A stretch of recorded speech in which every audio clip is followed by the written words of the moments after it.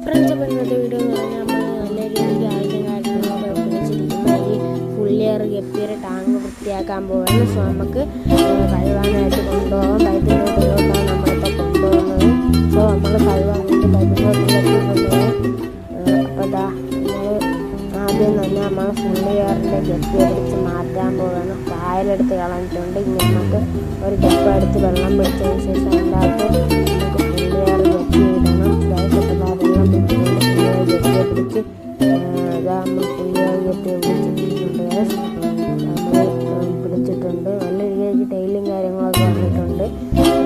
So നമ്മൾ വെള്ളം കളയാനും വെള്ളം കളഞ്ഞിട്ടുണ്ട്. ഇനി നമുക്ക് പതുക്കെ ആദ്യം കാര്യങ്ങളൊക്കെ പിടിച്ചിരിക്കുന്ന ടാങ്കിനെ നമുക്ക് നല്ല വൃത്തിയാക്കി എടുക്കണം.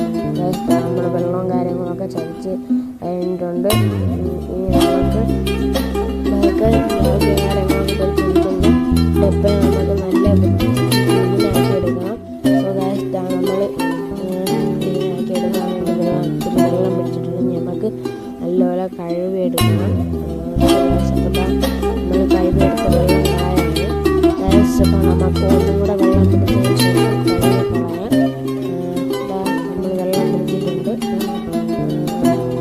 അപ്പോൾ ഗൈസ് നമ്മൾ വെള്ളം പിടിച്ച് നിറയ്ക്കുകയാണ്.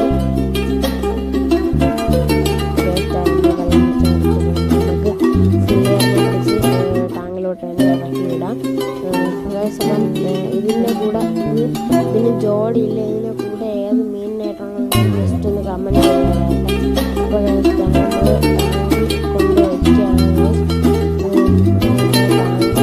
വയ്ക്കുന്ന സ്ഥലത്തോട്ട് കൊണ്ടുപോവാണ്.